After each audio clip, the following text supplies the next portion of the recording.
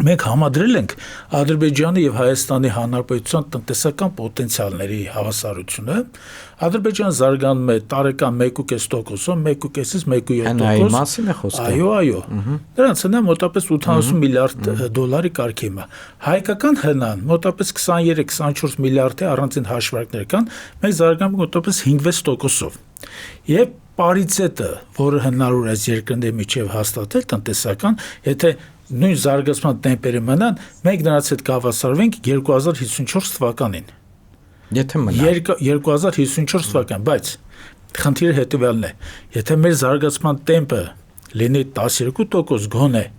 ոչ թե 5-6%, ընդ որում բավականին կասկածելի, որտեղ մեթոդիկաների հետ կապված խնդիրներ շատ կան, էլի։ Եթե մենք ունենք 12-13%-անոց զարգացման տեմպ ունենանք, մենք կհավասարվենք նրանց հետ 37 թվականը, 2037 թվական։ Իսկ հավասար տնտեսական պոտենցիալը դա նշանակում է հավասար ռազմական սպառազինության մակարդակ։ Եթե դրանից զատ մենք հաշվի առնենք, որ ադրբեջանական տնտեսության այդ հնայի զգալի մասը կազմում է նավթի արդյունահանումը եւ նավթի ոչ թե երկրորդական, երրորդական կամ խորը օգտագործման այս աշխատանքները, այլ պարզապես արտահանումը նավթը եւ գազը, չէ՞, իսկ հայկականի մեջ հիմնական մաս կազմում է գիտելիքահեն, ընդհանրենք արտադրությունները, գիտելիքահեն եւ ժամանակակից տեխնոլոգիաների օգտագործումը, հատկապես տելեկոմունիկացիայի եւ մնացած բնագավառներում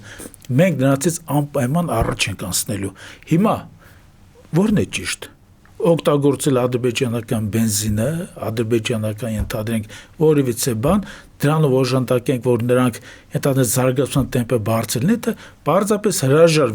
պարզապես հրաժարվենք եւ աշխատենք մենք այս ամեն ինչը կատարել այնպես, որպեսզի մեր մեջ տնտեսական պոտենցիալը արագորեն հավասարվեն։